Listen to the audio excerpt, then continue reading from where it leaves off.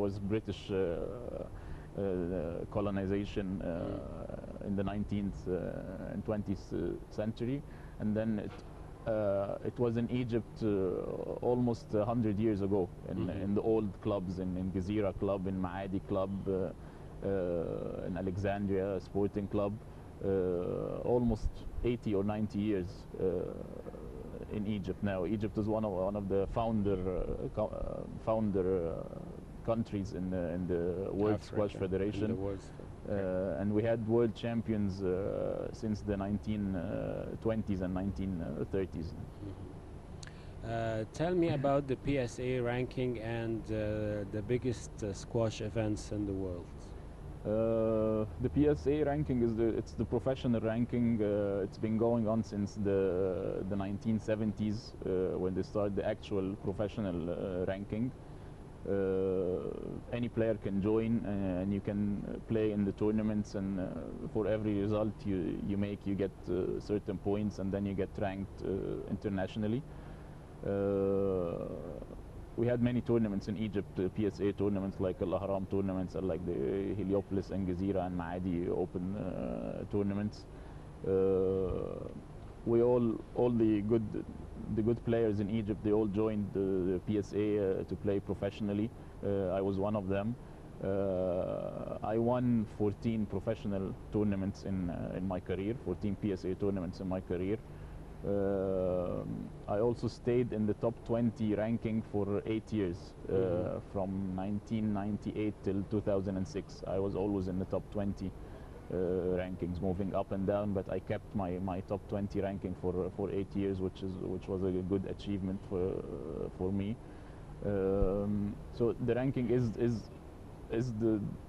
the best thing that gives you an idea about the players' performance and the players' level, because it's based on the results all over the year, not only one event. Yes. And what are the biggest events worldwide? Definitely the World Open is the biggest one, and then we have like the Super Series. It's like the Grand Slams in tennis. In squash, it's called the Super Series. Like the British Open, like Hong Kong Open, like Qatar Open, like Al Ahram Open in Egypt when it was used to be held. The US Open. There are like 7 or 8 tournaments a year. They're called the Super Series. Those are the biggest squash events. Unfortunately, in Egypt in the last couple of years, we didn't have many of the big events, but hopefully soon we'll start getting our events back.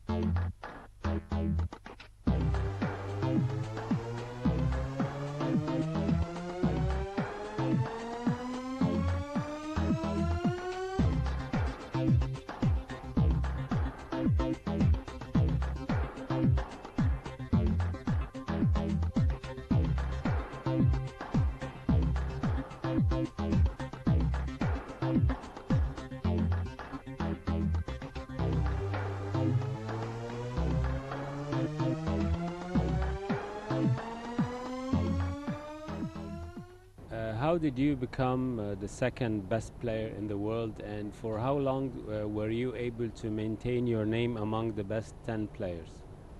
I won the second place in the World Juniors Championships in '94. That was the year that we won the teams event as well. I came second in the individual, and then we came first in the teams championships. And then I moved to play professional tournaments after this, where I stayed in the top 20 for 8 years, as I said. That was from 1998 till 2006. During these years, I used to play at least, usually from 12 to 15 tournaments every year.